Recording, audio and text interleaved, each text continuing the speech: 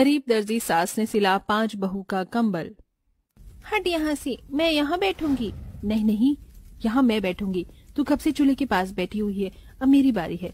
ओहो, महारानी सुबह से आराम कर रही हैं और ठंडे पानी में काम मैं कर रही हूँ, फिर भी चूल्हे के पास इन्हें बैठना है। तो मैं इंसान नहीं हूँ क्या? मुझे ठंड नहीं लगती? अपनी दोनों बहू अंकिता और वैशाली की लड़ने की आवाज सुन करुणा देवी और उसकी बाकी की तीनों बहुएं वहां आ जाती हैं। क्या हुआ तुम दोनों को, क्यों लड़ रही हो? माँ जी देखिए ना, सुबह से ठंडे पानी में काम मैं कर रही हूँ और चूल्हे के पास इसे बैठकर हाथ पैर सेकने हैं। माँ जी आप तो जानती हो ना कि मुझसे ठंड बर्दाश्त नहीं होती, तो चूल्हे की सबसे ज्यादा जरूरत किसे है, इसे या मुझे? ठंड शुरू ही नहीं कि तुम दोनों का लड़ना शुरू हो गया। इस चूल्हे के पास कोई भी नहीं बैठेगा। जाकर अपने अपने काम करो, वरना तुम सबको अक्ल ठिकाने लगा दूंगी। अपनी सास की बात सुन बहुएं चुपचाप से वहां से चली जाती हैं और अपने अपने कामों में लग जाती हैं। दिसंबर का महीना शुरू हो चुका था और इसी के साथ शुरू हो चुकी थी कड़ाके की सर्दी। चारों तरफ सर्दी का माहौल और ठंडी ठंडी हवाएं होती हैं। करुणा देवी अपनी 5 बहू के साथ एक छोटे से घर में रहती है। करुणा देवी दर्जी का काम करती थी, जो लोगों के थोड़े बहुत कपड़े सिलकर अपने घर का खर्च चलाती थी। वहीं करुणा देवी के 5 बेटे अक्सर काम के सिलसिले में बाहर रहा करते थे। अच्छा हुआ आप मुझे घर पर ही मिल गई। सुबह से 2 चक्कर लगा चुकी हूँ आपके घर के, लेकिन आप हो कि हमेशा गायब रहती हो। अरे नहीं नहीं मुन्नी बेटा, वो सविता बहन जी के कुछ कपड़े सिले थे तो वही देने के लिए गई थी। तू बता तेरा आना कैसे हुआ यहाँ? काकी ये देखिए ना, कल दोनों बच्चों ने खेल खेल में कंबल को बीच में से फाड़ दिया था। आप इसे जल्दी से सीकर दे दीजिए, वरना दोनों बिना कंबल के घर में उधम मचा देंगे। ठीक है, मैं अभी थोड़ी देर में कंबल सिलकर तेरे घर भिजवा देती हूँ।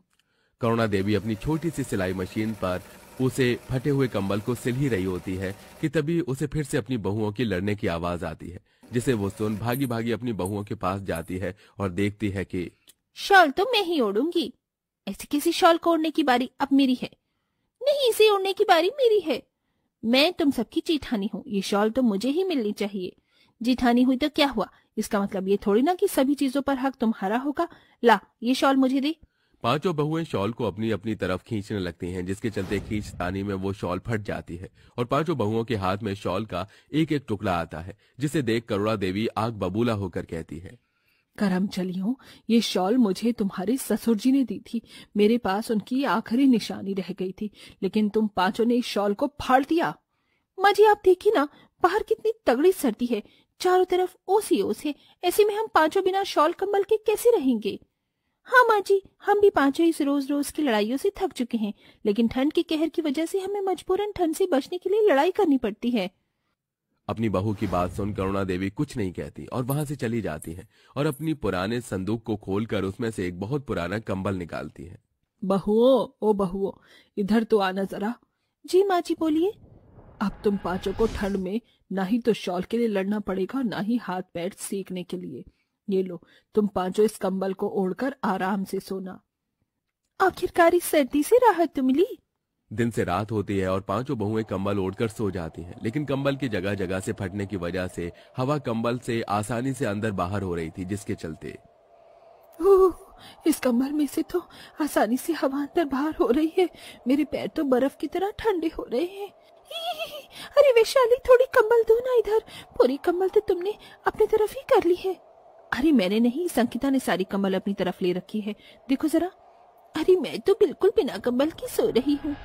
रात में भी तुम लोगों को चैन नहीं है, इतनी मुश्किल से नींद लगी थी। क्या हुआ तुम लोगों को? देखिए ना माँ जी, इन लोगों ने सारी की सारी कंबल ले ली है। एक तो कंबल फटी हुई है, ऊपर से ढंग से ओढ़ने को भी नहीं मिल रही है। कंबल हमने नहीं बल्कि संकिता ने ले ली है। और नहीं तो क्या करूं, एक तो इतना छोटा कंबल ऊपर से फटा हुआ है, ऐसे में हम लोग कैसे सोएंगे? करुणा देवी अपनी बहुओं की बातों को सुनकर कुछ नहीं कहती और सुबह होते ही उस पुरानी फटी कंबल को लेकर सिलने लगती है। कंबल सिलने के बाद कंबल के अंदर से हवा आनी जानी तो बंद हो जाती है, लेकिन 5 बहुओं को एक ही कंबल में सोने में काफी परेशानी आती है, जिससे उन 5 में हमेशा कंबल के लिए अनबन बनी रहती है। रात में तो पूरा का पूरा कंबल लेकर सो जाती है, ऊपर से दिन में भी इसके हाथों से कंबल नहीं छूटती। अगर इतना ही कंबल ओढ़ने का शौक है ना, तो अपनी मायके से मंगवा ले। एक तो एक कंबल है, ऊपर से तुम चारों के साथ इसे बांटना पड़ता है। ऐसी कंबल के लिए रोज रोज लड़ने से अच्छा है कि हम लोग बिना कंबल के ही सो जाए। दूर खड़ी करुणा देवी अपनी बहू की ऐसी बातें सुन और उन्हें ठंड में ऐसे तड़पता देख करुणा देवी की आंखों में आंसू आ जाते हैं। अब चाहे कुछ भी हो जाए, मैं अपनी बहुओं को उनके लिए अलग अलग कंबल दूंगी, ताकि जिससे मेरी पांचों बहुएं इस ठंड भरे मौसम में चैन की नींद सो सके और इस सर्दी से बच सके।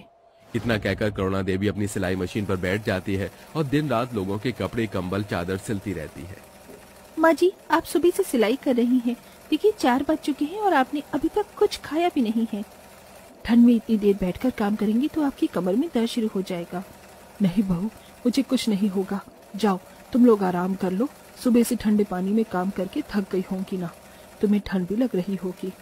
अपनी सास को दिन रात ठंड में कप कपाते हुए सिलाई करता देख पांचों बहुओं को कुछ समझ नहीं आता। इसी के साथ अपनी सास की ऐसी हालत देख पांचों बहुओं को काफी बुरा भी लगता है, लेकिन वो कुछ नहीं कर पाती। ऐसे ही समय गुजरता है और एक दिन सुबह सुबह माँ जी कहाँ चली गई? 11 बज गए हैं, अभी तक माँ जी आई ही नहीं। हमारी रोज रोज की खिटपिट और लड़ाई की वजह से माँ जी परेशान होकर घर छोड़कर तो नहीं चली गई? ऐसा नहीं हो सकता, माँ जी हमें ऐसे छोड़कर नहीं जा सकती। लगता है वो कहीं बाहर गई होंगी, अभी आती ही होंगी। सुबह से शाम हो जाती है, लेकिन करुणा देवी अभी तक घर नहीं आती, जिसके चलते पांचों बहुएं अपनी सास की फिक्र में डूबी रहती हैं। मुझे तो माँ जी की फिक्र हो रही है। एक तो सर्दी का मौसम है, अंधेरा भी जल्दी से हो जाता है, ऊपर से ये सर्दी। माँ जी के पास तो कोई गर्म कपड़े भी नहीं है। माँ जी हमें सच में छोड़कर चली गई। हम लोग पागलों की तरह रोज कंबल के लिए लड़ते थे, इसलिए माँ जी हमसे परेशान होकर चली गई। मैं अपनी बहुओं को छोड़कर कहाँ जाऊंगी? माँ जी आप कहाँ थी? आप हमें ऐसे बिना बताए कहाँ चली गई थी? मैं तुम पांचों के लिए कुछ लाने के लिए गई थी।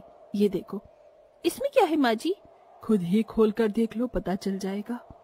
करुणा देवी की पांचों बहुएं जैसे ही उसके लाए हुए थैलों को खोलकर देखती हैं तो देखती ही हैरान रह जाती हैं। इसके अंदर तो कंबल है, वो भी 1 नहीं 5-5। हाँ बहू, इस सर्दी के मौसम में मैं रोज रोज तुम पांचों को ठंड में तड़पता देखती थी।